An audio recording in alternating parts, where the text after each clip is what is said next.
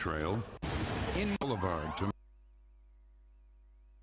long been mentioned together with Marino as the best quarterbacks to never win a Super Bowl. And on the day, he hoped to end that comparison. He drove down Dan Marino Boulevard to Marino's old home. Every fan is on its feet here at Miami Dolphin Stadium in Miami, Florida. Super Bowl 41 about to commence. Tony Dungy was also hoping to blaze a new trail. He'd won a Super Bowl as a player in Pittsburgh. Now was his chance to win one as a coach. But he was representing more than himself or his team or even his town. He and Bears coach Lovie Smith were the first African-American coaches to reach the Super Bowl. To be even his town. He and Bears coach Lovie Smith were the first African-American coaches to reach the Super Bowl.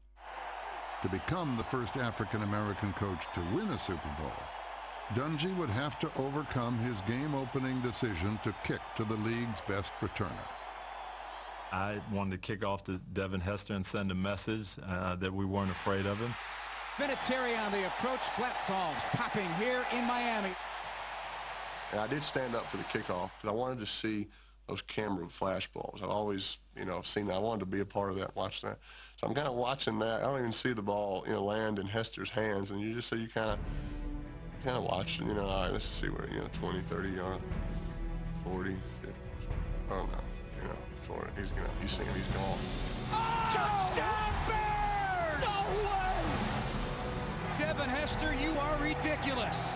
And so I'm thinking, whose idea was that to kick it to Hester? The coach was off to a rough start. His team followed his lead. First play of the game, I got Dallas. Dallas Clark's on the seam, I got him. All of a sudden, he breaks in at 12 yards. Just, runs the wrong route. Dallas wasn't even ready. So, Dallas runs the wrong route. We have 2 false starts. So we've done 3 things that we said we wouldn't do. We said we couldn't make any mistakes, any mental mistakes. We can't have these penalties. We're 3 for 3. And so I'm going, okay, we are really acting like we belong in this game. Intercepted by the Bears. Ooh, this has been a rugged start for the Colts. You got nerves, man. I mean, that's the reality of that game. It wasn't anything that we felt like we couldn't overcome. After proving wrong those who said they couldn't stop the run or the Patriots, it was time to answer the call as a dome team playing in the elements. Rain continues to fall steady here in Miami. Has been all night. That was another thing that people didn't think we could do. They thought if weather is any kind of issue, the Colts are going to fold up. They can't win in the rain. They can't win in the cold. I'm the one that kept saying, it's not going to rain. It just doesn't rain on Super Bowl Sunday. It doesn't. It hadn't rained in 40 of them. It's not going to rain. I don't care what these weathermen say. The dome team was actually prepared for bad weather. We had reports that it might rain in Baltimore, so Peyton, a couple days before the Baltimore game, was with Jeff Saturday and decided that they were going to use the wet ball. We did a wet ball drill, and I give Peyton all kinds of grief because I hate doing it because they dunk the balls in cold water the whole practice and then spray my hand down, and I have to snap the balls the whole time. I get wet, but how it paid off when we got down to the Super Bowl. The Colts conquered the weather and the Bears. Sets up, steps up in the pocket, rolls away, throws one downfield. Reggie's there, got it to 20. Touchdown, Reggie Wayne! And they did so with a punishing running game. Joseph Adai and Dominic Rhodes both have been able to run the ball fairly well against the Bears defense. The joy of watching our offensive line take games over when we've been called soft and been called you can't run the ball. They're a finesse offense. That brings me joy.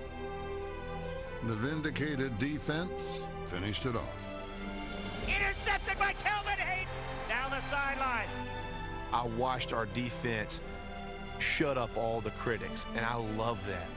Down to the 35, he may score. 15, 10, 5, touchdown, Kelvin Hayden. Go now. Wait till the clock buzzes. The game's over.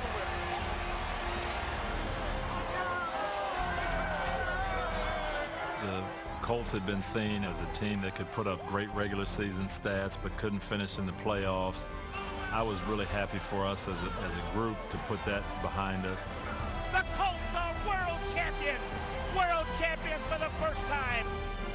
Amidst all the chaos of so many people, somehow Dungy and I find each other, and somehow that creates this path, and he and I get together and have a moment together, you know, have a hug. We couldn't move. He and I just kind of stand there and just kind of hold each other, which felt real good, just knowing what we had just done.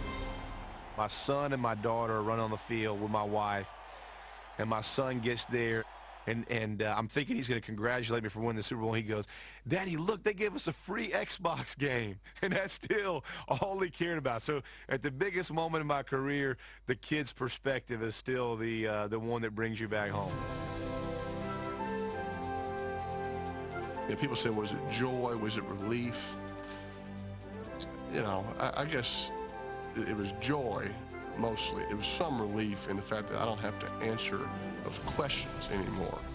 I think our 03 team, our 04 team, and our 05 team probably had, from a personnel standpoint and a health standpoint, better players. But this team was very resilient. They played together, and that was the thing that made us the best team. The Colts Super Bowl victory did more than quench the championship thirst of an organization. It changed the entire sports culture of the town it calls home. When we came 5 years ago, it was a basketball town, and now it is definitely Colts Day all the way. I think you're always going to have Indiana basketball. It's a great, you know, from Hoosiers on down.